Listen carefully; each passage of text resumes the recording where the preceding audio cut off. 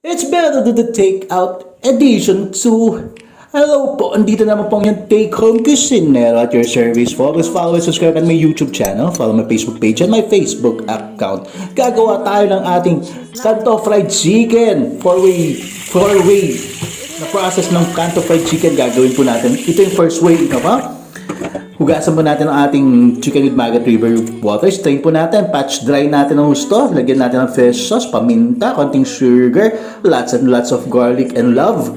Then, add calamansi juice. Ganyan po ka-easy. Then, MSG! Magagalit sa inyo si tatang niyan eh. Emotional damage! Yan po.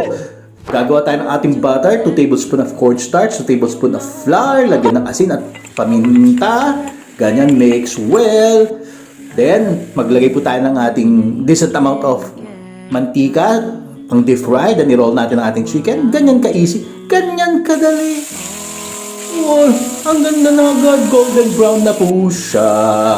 Pag naluto na, i-double pan fry po natin para sa added crispiness ng ating chicken. Ganyan po ka-easy. Ganyan po kadali. Bye-bye! Yum, yum, yum, yum!